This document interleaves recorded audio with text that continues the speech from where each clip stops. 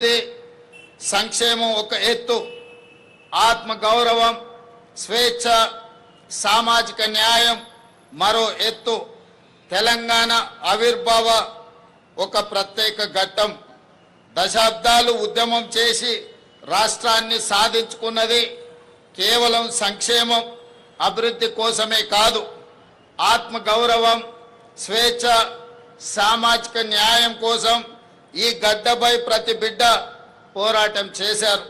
పెత్తందారీతనానికి వ్యతిరేకంగానే ఈ రాష్ట్రంలో పోరాటాలు జరిగాయి.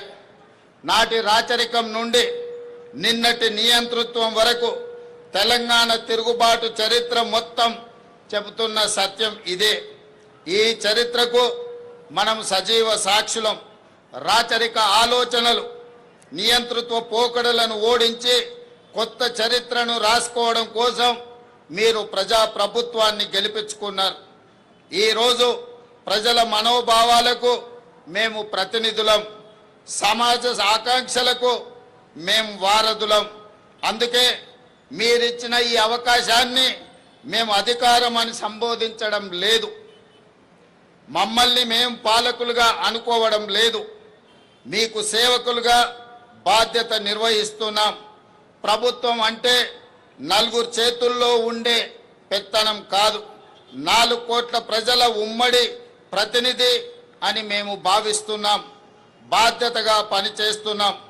అందుకే ఇది కేవలం పరిపాలన చేసే ప్రభుత్వం కాదు, ప్రజాస్వామ్య ఆకాంక్షలను నెరవేర్చే ప్రజాప్రభుత్వం అని గర్వంగా చెప్తున్నాం. మిత్రులారా, డిసెంబర్ 7, 2023న ప్రారంభమైన మన ప్రభుత్వం ప్రజలకు స్వేచ్ఛ, సామాజిక న్యాయం, సమాన అవకాశాలు కల్పించడానికి ప్రాధాన్యతను ఇస్తూ వచ్చింది.